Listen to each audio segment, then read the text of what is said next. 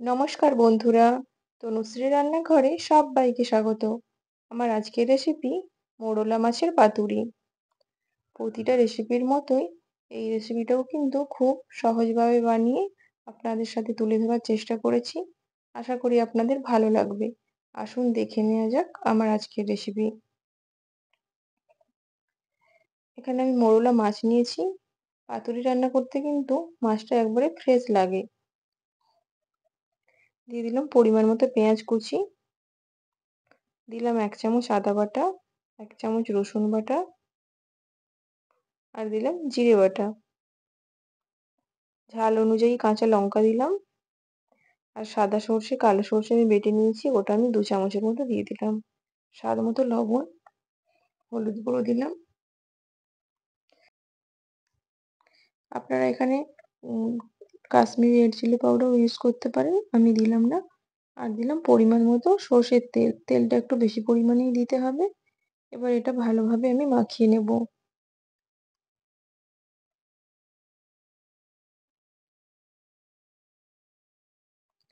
দেখুন এটা আমার মাখা হয়ে গেছে। এটা একটা সাইডে করে নিলাম। আর কলা পাতা আমি আগে থেকেই সেঁকে নিয়েছিলাম। কলা পাতাটা সেঁকে নেওয়ার এটাই কারণ, যাতে মোড়ানোর সময় ওটা কেটে না যায়।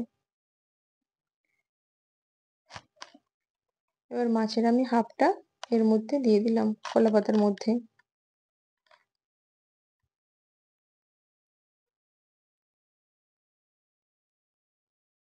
খুব বেশি পরিমাণে কিন্তু দেওয়া যাবে না, তাহলে কলা পাতা থেকে মাছটা বেরিয়ে চলে আসবে। এবার এপিঠ ওপিঠ এটাকে ফোল্ড করে নেব। আমি কিন্তু কোনো রকম সুতো দিয়ে বাঁধবো না, এমনি এইভাবে মুড়িয়ে নিচ্ছি।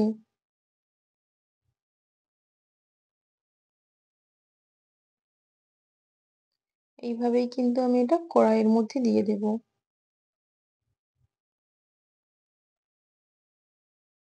দেখুন রেডি হয়ে গেল। গ্যাসটা অন করে আমি কড়াই বসিয়ে দিয়েছি, আর দিয়েছি সামান্য সর্ষের তেল। তেলটা একটু গরম হয়ে গেছে, এবার আমি পাতুরিটা অ্যাড করলাম। অ্যাড করার পর এটা গ্যাসের ফ্লেমটা লোতে রেখে 7 মিনিট মতো এটা ঢেকে রাখবো।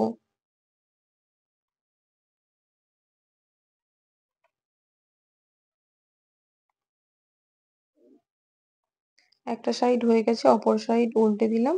আর ওটাকে উল্টে পাল্টে ভালো করে কুক করে নিতে হবে। দেখুন রেডি হয়ে গেছে মোরলা মাছের পাতুরি। রেসিপিটা ভালো লাগলে কিন্তু অবশ্যই লাইক করবেন, কমেন্ট করবেন এবং শেয়ার করবেন। আর আমার চ্যানেলটিকে সাবস্ক্রাইব করবেন, পাশে থাকা বেল বাটনটা অবশ্যই ক্লিক করবেন, যাতে পরবর্তী ভিডিও নোটিফিকেশন সবার আগে আপনাদের কাছে পৌঁছে যায়। আজকের মতো এখানেই, টাটা।